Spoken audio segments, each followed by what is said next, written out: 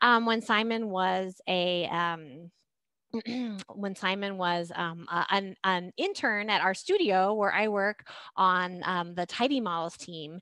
And Simon is a developer, a statistical software developer who works on open source R packages, mainly focused on modeling.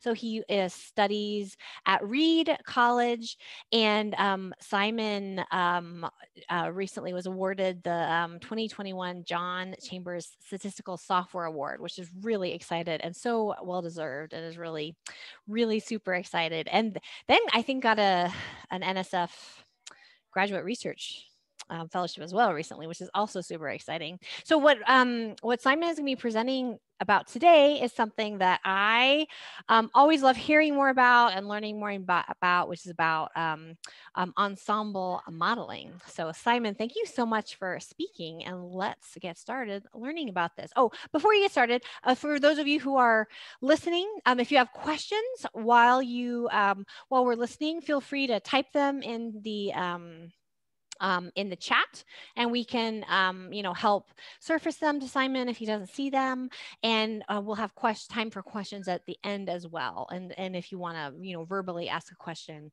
maybe save it to the end, and we can do that at the end. So you maybe use those two opportunities if you've got questions as we go along together.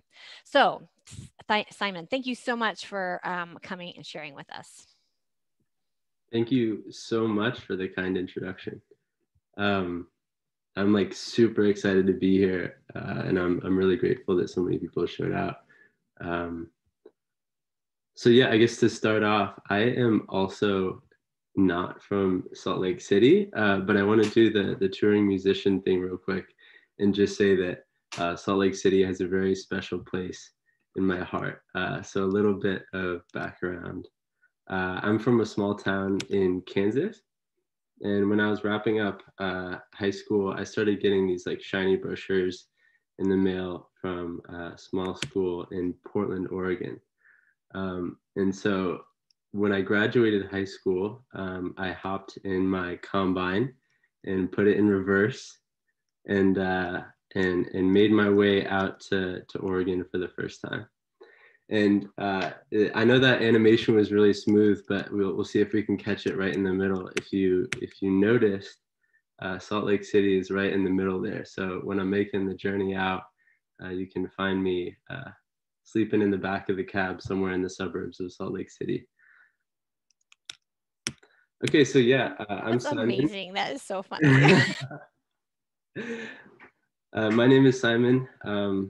I'm going to be talking a little bit about this R package stacks that I worked on while I was an intern at RStudio, and more recently have been working on this as part of my senior thesis project at Reed College.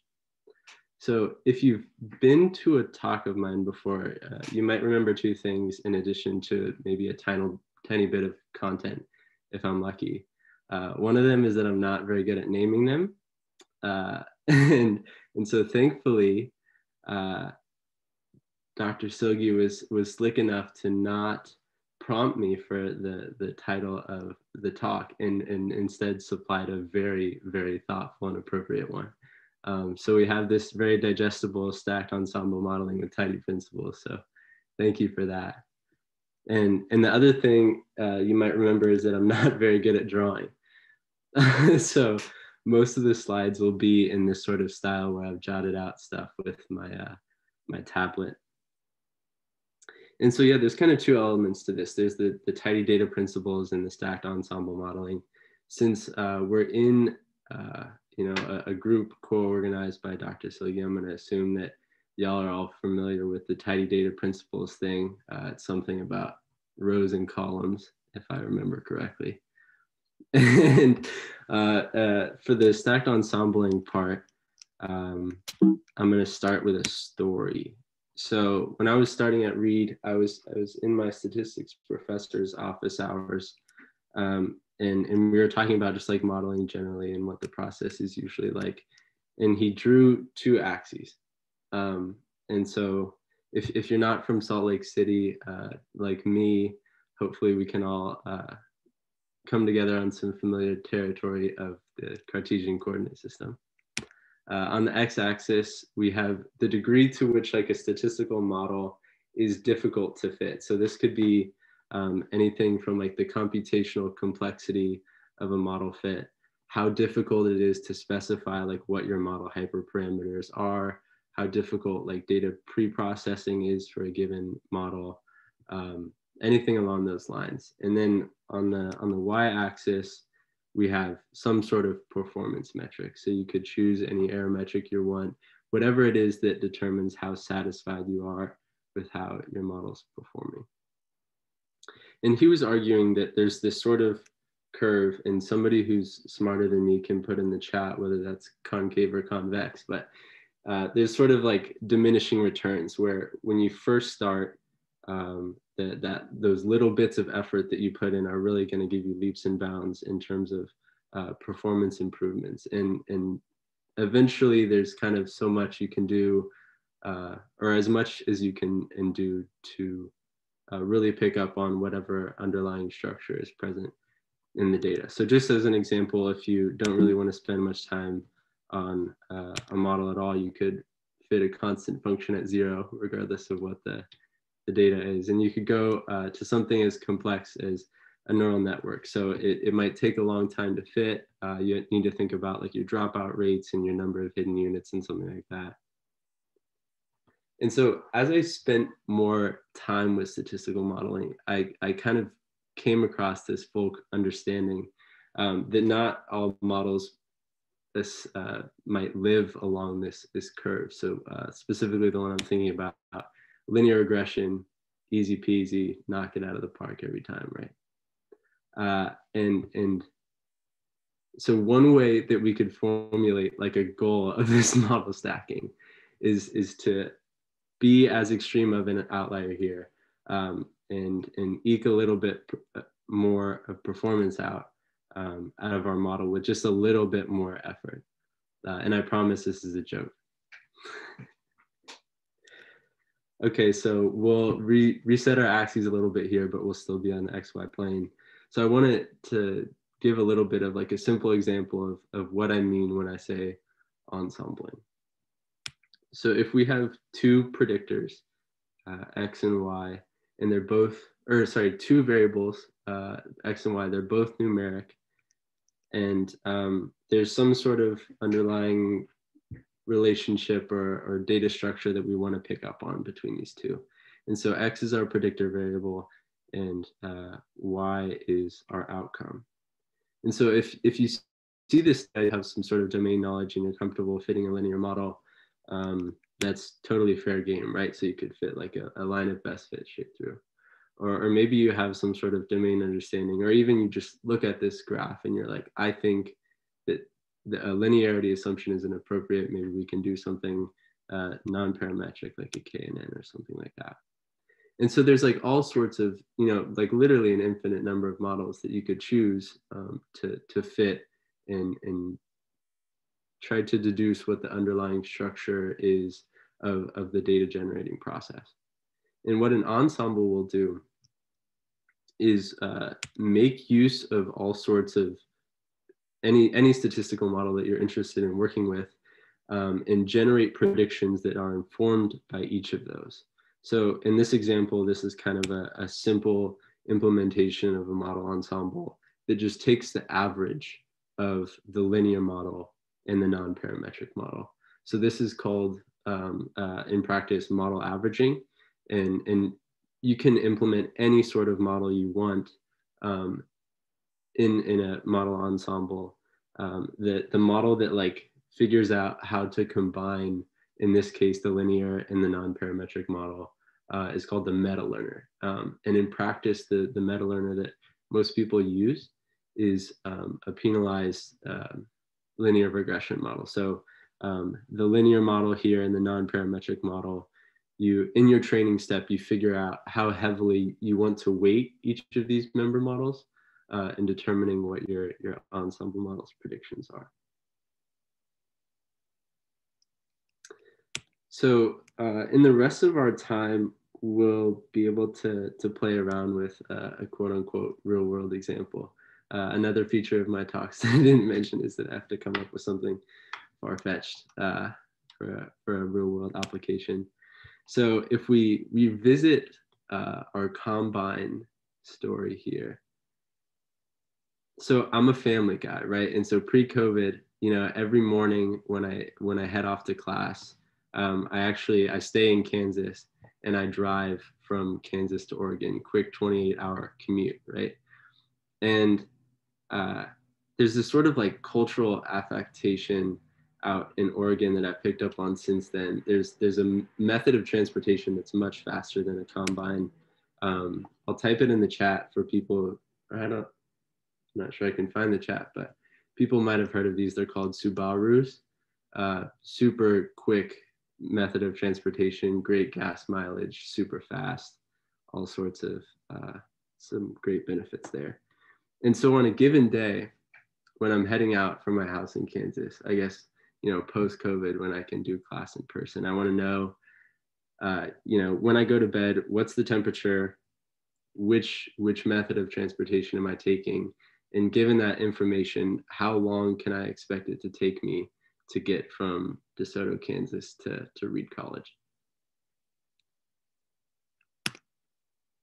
Okay, so that's our applied example. And I've painstakingly collected this data over 500 days using the rnorm function.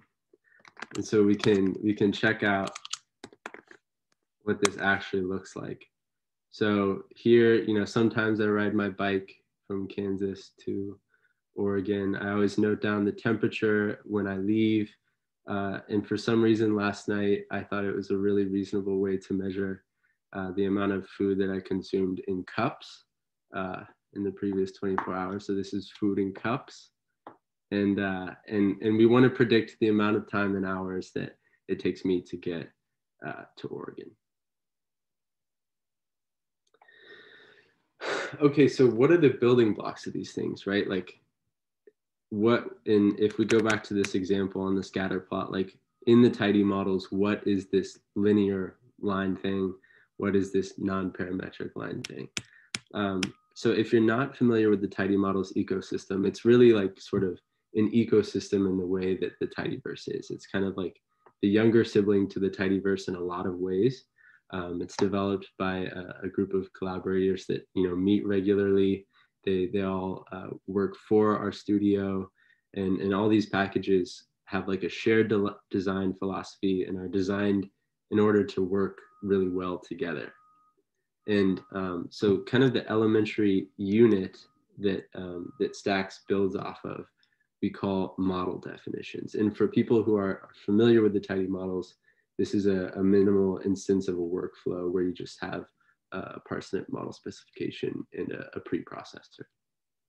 And so what a model definition is, and one of the main points that the tidymodels ecosystem makes about the way that we should be fitting statistical models is that we should separate the step of actually fitting the model from the step of specifying like what a model actually is, like the set of instructions that that happens in terms of specifying what a model actually is. So in the linear regression case, if we're talking about LM, if you're familiar with that function, there's like the parts of LM that are saying this is a linear model. These are the algorithms and the forms of optimization that we use to fit data to predict, you know, new values.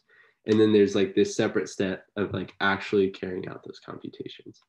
And so the tidymodels will allow us to provide these sort of sets of instructions to specify the models that we're interested in. And then we can reuse those definitions throughout this process when we're fitting to different partitions of the data that we're training on. So the first step here, we want to pass each of these model definitions through data resamples. So when I say resamples, if I have all of this commute data, I want to split this up, these 500 rows up. Some of them I'm going to use to train the ensemble model, or the members in the ensemble model. some of them I'm going to use to eventually evaluate how that model's doing. And you can use any resampling scheme you're interested in when you're passing these model definitions through. So this is kind of like the first go at fitting these sets of instructions to some sort of data. And so like common examples of a resample could be like a bootstrap of some data set, or like a k-fold cross-validation.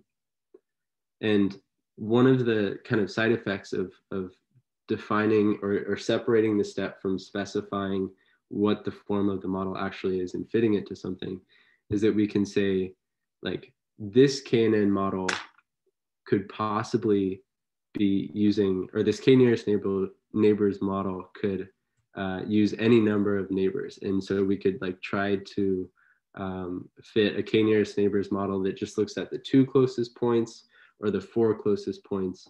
And all of those can be sort of encapsulated in this one model definition. For example, this k-nearest neighbors model specifies 4 candidate members, and each of these candidate members are the sets of instructions that are trained on some partition of the training data, and each of them uses a different number of neighbors.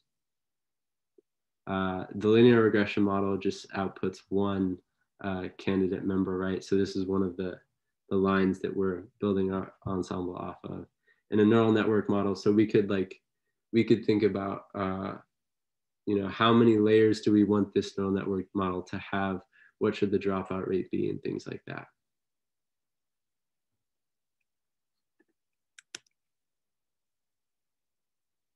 And so the first step, and maybe this will be easier to wrap our head around with this concrete example, is once these models are trained, we want to collate the actual value of the outcome variable in the validation set. So the validation set is just another partition of the training data that we use to evaluate how well our model is doing. And so we ask each of these candidate members to offer their prediction on the outcome in the validation set. So in the example from our commute times, and all of this code is on the GitHub repository that I dropped in the chat.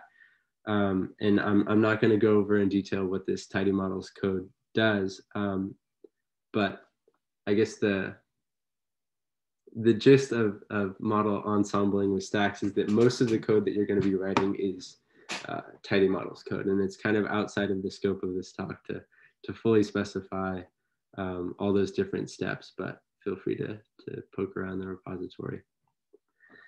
So making use of these different model specifications, one is for linear regression, one is for k-nearest neighbors, one is for a neural network. The first step to constructing this data stack, right? The thing that collates all of the actual values in the outcome column with the predictions from each of the candidate members is to initialize the object. So you can kind of think of this stacks function like the ggplot function from ggplot2. It kind of like sets the foundation, and then you can iteratively add new elements to it in order to build your ensemble model. And so if we just run this little bit of code, it's just going to tell us this data stack object exists and it's ready to go. And it doesn't have any model definitions or candidate members yet. And so just running this first bit of code, and if we plop it into the viewer, we can see that, so here we have the actual time in hours from the training data that it took me to get from Kansas to Oregon. And these are the predictions of what this column ought to be from the linear model. And so we can iteratively call this add candidates function on each of these different model objects. So on the KNN and the neural network as well. And we'll see that each of these models will offer their prediction of what this outcome time and hours ought to be.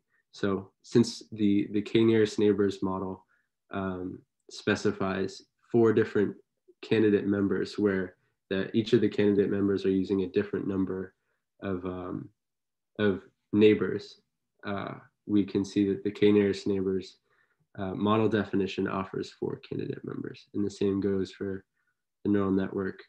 And maybe we see that this plot from earlier didn't quite hold true, where the nearest, or the neural network is predicting that is essentially a constant function at 1, predicting that it's going to take me about an hour to get from Kansas to Oregon every time. So that maybe an advantage of an ensemble is that we can kind of look at this data intuitively and say, well, this linear regression seems to be doing a pretty good job of predicting what this time and hours should be. But maybe there's some underlying structure that like a k-nearest neighbors or even the neural network is picking up on. And so it's kind of like an automatic way of examining all of the assumptions that each of those models are making about the underlying structure and figuring out how to combine them in a useful way.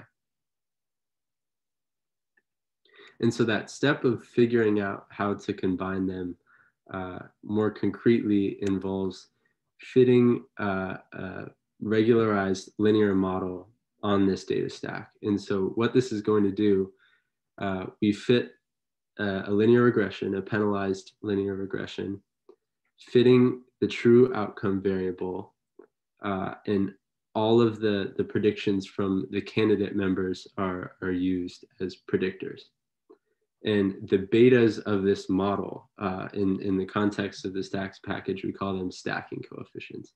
So if one of these candidate members has a really high stacking coefficient, then that means that its predictions of ultimately what the outcome variable should be are important for, like, are really influential in determining what the ensemble's predictions will be.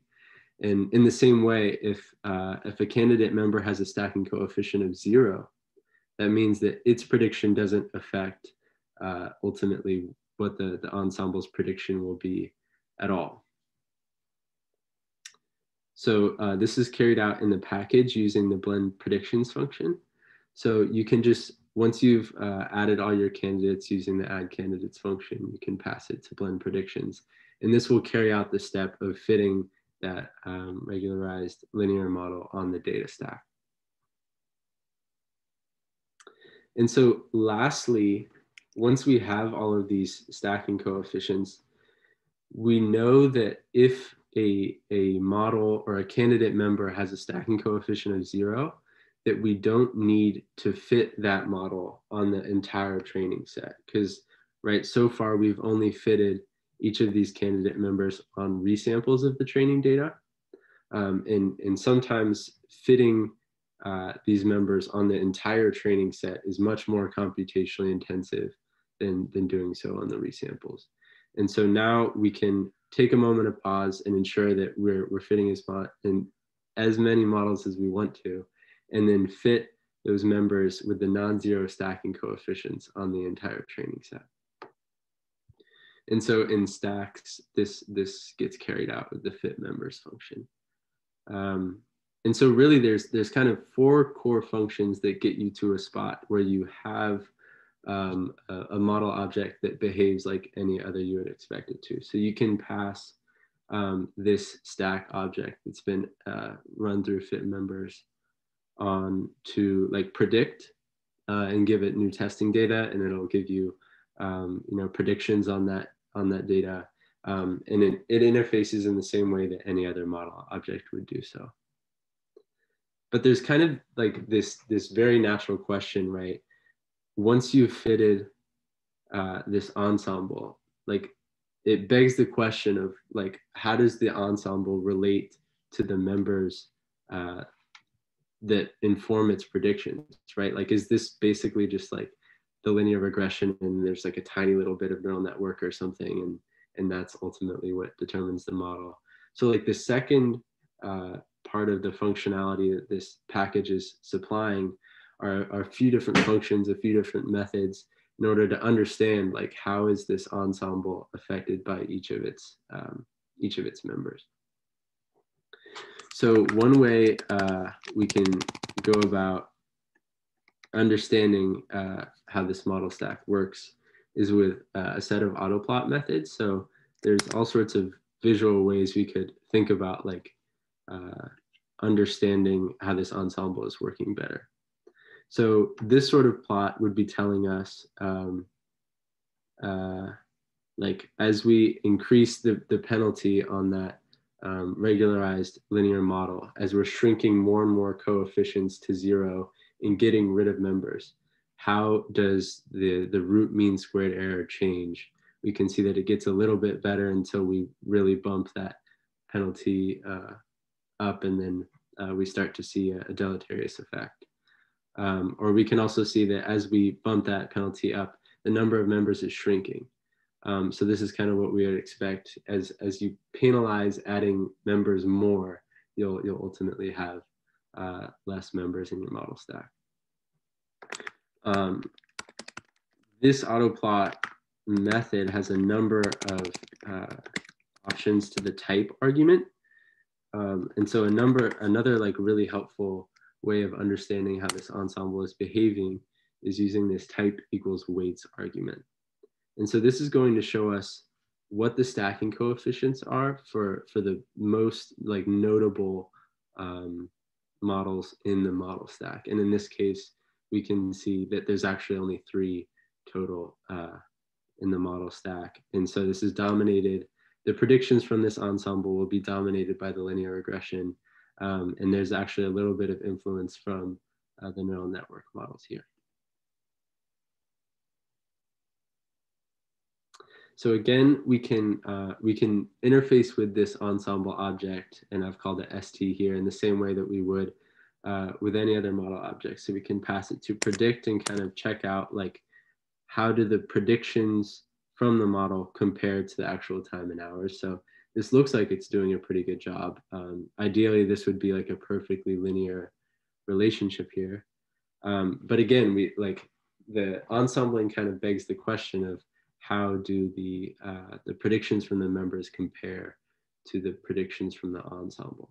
And so another way we can look at this is comparing is passing this members argument to predict. So we've allowed users to predict not only on some testing set data, the ensemble predictions, but the predictions from the members as well.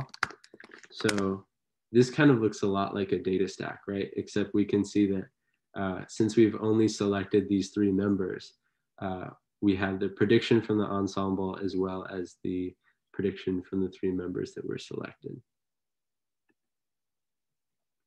And so visualizing that data with a little bit of tidyr and dplyr magic, we can see that we're essentially working with a linear regression with a little bit of neural network flavor there in the bottom. And so the ultimate predictions from this ensemble that are shown in red here are essentially these outputs from the linear regression, and they're just bumped down a little bit thanks to the neural network's outputs.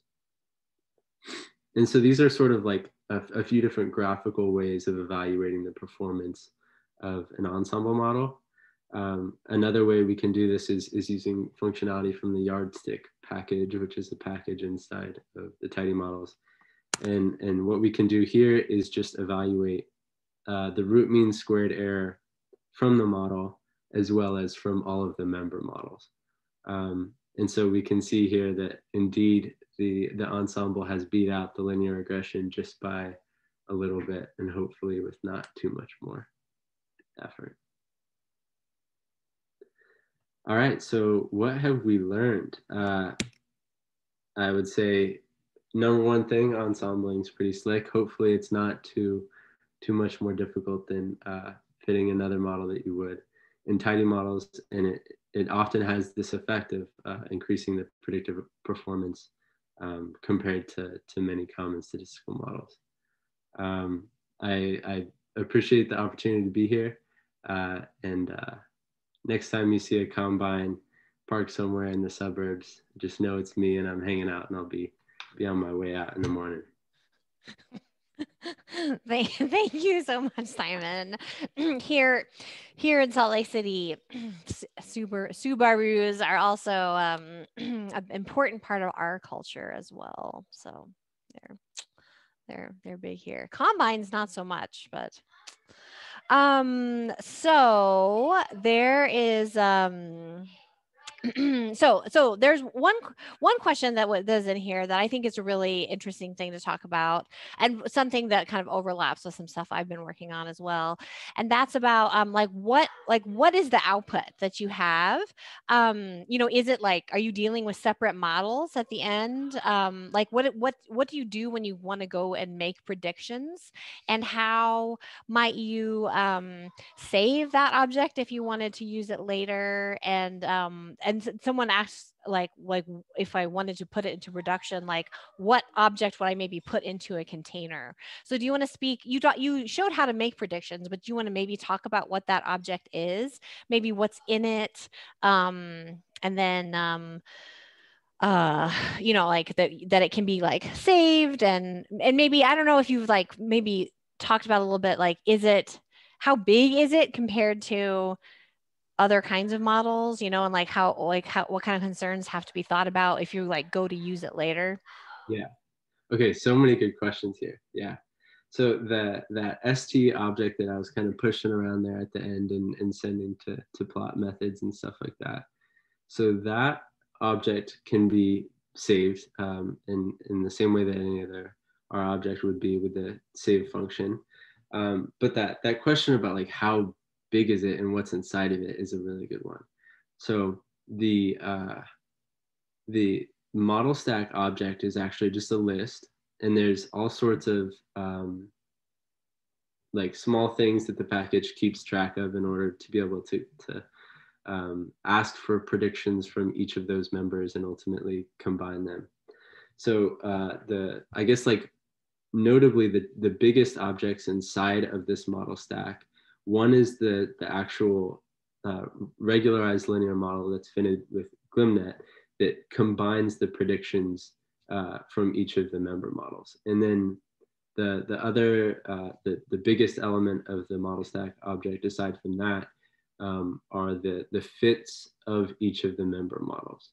And so kind of like one of the considerations that you might be tossing around when you're determining, you know, how this can be best put into production is that a model with less members will, I guess, a few things. It'll be smaller, like in file size, and it will ultimately like be able to generate predictions more quickly than an ensemble that has many members. Another thing, the model stack object has a set of methods associated with the butcher package, which is a package inside the tidymodels. And the idea of butcher is that if really all you want to do is like train this model and then keep it around and generate predictions from it, there's a lot that you can get rid of inside the model object. And I'll go ahead and type this in the chat. The name of the package is butcher. The size of the object in memory can be reduced by quite a bit by getting rid of everything that's not absolutely necessary to generate predictions. And so with those two things in mind, like eliminating models by increasing your penalty, and butchering once you've determined like what your ultimate fit will be, that model could be containerized in a similar way as other models. The one thing of note, and this will be handled better in the next release of the package, is that the libraries that implement the functionality of the member model. So like if I've fitted a neural network with Keras needs to be loaded at predict time. And right now the package doesn't fail as gracefully as it ought to. That's something yeah, we're like, that's something all of tidymodels is really getting up to speeds with as we're working more on model ops and like how to do a good job with model ops, where all of tidymodels is getting some real better support in that, which is really good. So there was a question about what kinds of models. First, there's a quick question that's like, I think someone knows Andrew Bray and is like, hey, do you know Andrew Bray? Do you work with Andrew Bray? It's like, Andrew, your advisor, but Andrew's not your advisor, but you know Andrew, right? Andrew was the professor that drew the silly graph. Was my Nice. advisor at the time. Nice. Yeah, but Andrew's not your advisor, right? No, yeah, I guess I should mention. So this package was co-authored with Max Kuhn, and so the first half of the package was written while I was an intern at RStudio, and then wrapping up the package was in collaboration with Kelly McConville, who's my advisor academically as well as my thesis advisor at Reed College. So both of them played a major role in how this came together. Awesome. So there's a question about what kinds of models can be used as Ensemble members, and like a question about like, hey, can I just use anything that's in Parsnip, or like, does it accept things from Parsnip, or like what are the options? So like what kind, and you might maybe want to address like, are there best practices in deciding what to try or what to include when you're like saying what should I put in here as possible ensemble methods? Yeah, so for folks who are more familiar with the tidymodels, any model type, and I guess this is in theory, you're welcome to file an issue if I say something works and it doesn't. Any model type that's implemented in Parsnip should be able to be added to an ensemble. Any Parsnip adjacent package or model type that has a wrapper using Parsnip infrastructure should be able to be added to these models. In the same way, any error metric that's implemented in Yardstick or a Yardstick adjacent package should be able to be used to define like what is a model that's performing well, quote unquote. In terms of like deciding what you want to add, so whenever Max gives a talk about this package, he'll add like 300 or 400 models or something. And this is actually kind of what a model ensemble in practice tends to look more like, is people will add quite a few different model types, both in that like the model type will be different and then they'll tune over a huge number of hyperparameters. But the biggest consideration, if you really want to keep that number of models small, is figuring out a set of models that makes a really diverse set of assumptions about the underlying structure of the data and the data generating process. And that diversity in candidate models will tend to result in a better performing ensemble. I was muted. Sorry. Great. That makes a lot of sense. Thank you for that.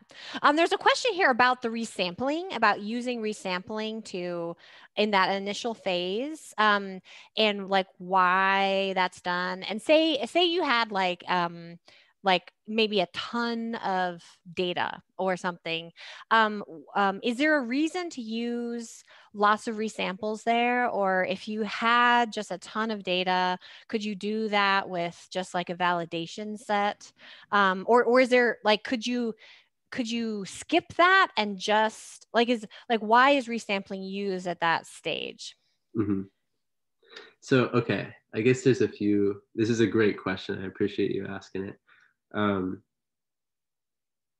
The stacks package won't support adding candidates from models that were like not trained on resample data, and the way the reason that is gets to this conversation about like overfitting, and so ideally we want to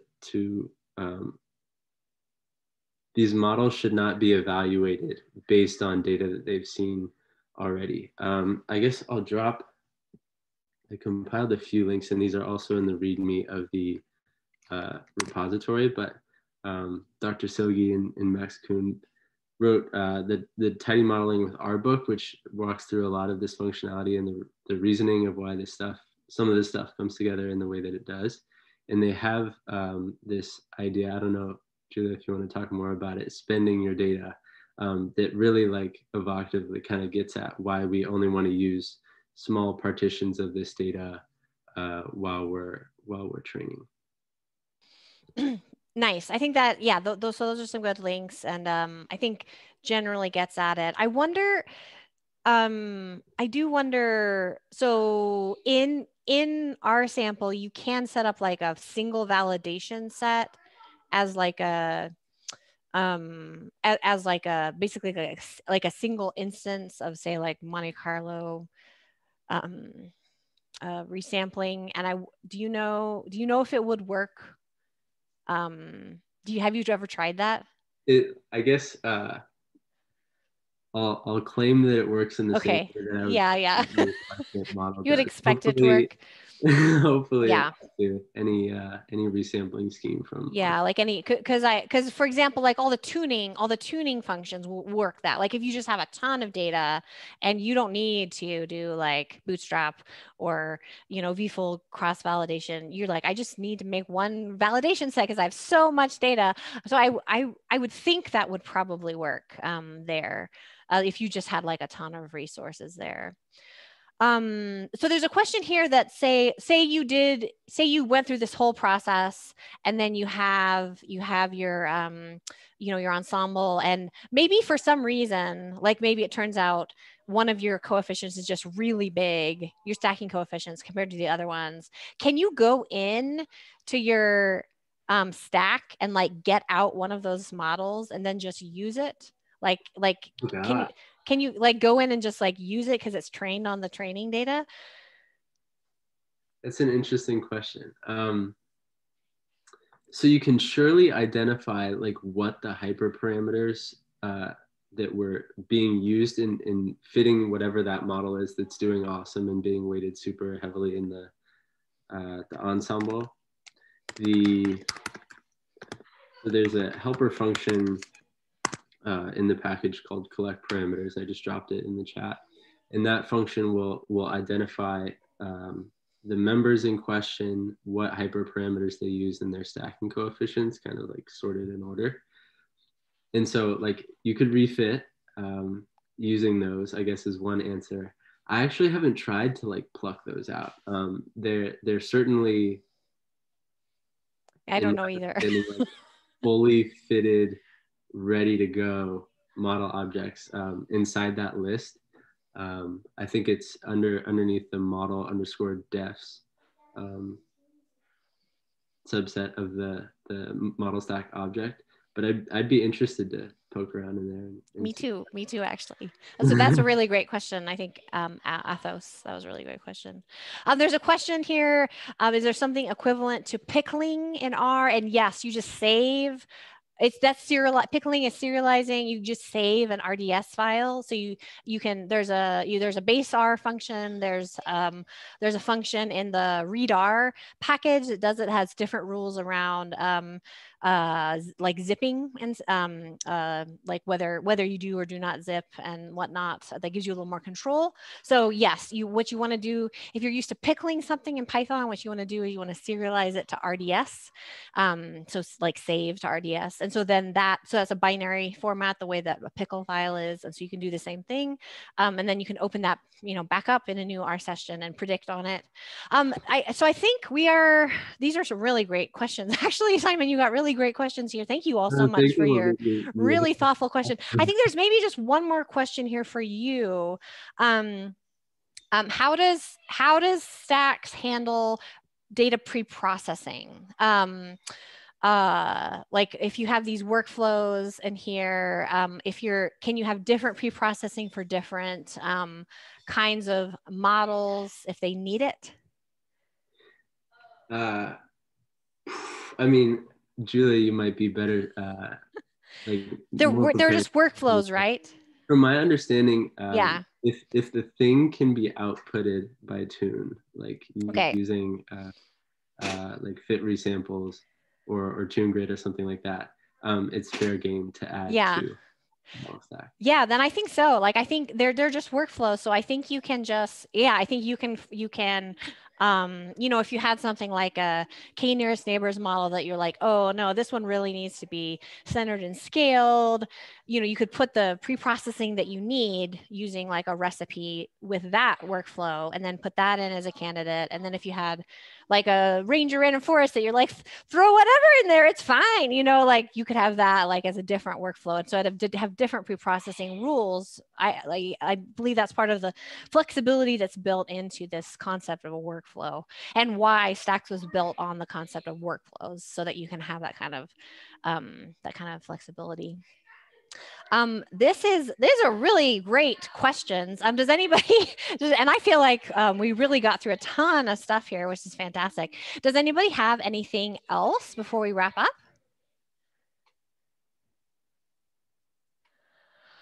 Awesome. Well, here we can all do some Zoom clapping. Thank you. Thank you so much, Simon, for that really interesting walkthrough of combines and Subarus and how to use that. That was really helpful. I appreciate you all coming so much to our lunchtime talk here for the Salt Lake City R user group. Next month in May, we would love to have you join us as Rachel Tapman speaks about how to build a data science portfolio, and we've got talks lined up through the rest of the spring, and then we will take a break for the summer and then see how things shake out for us in the fall. So thank you again all so much for coming, and we will see you next time.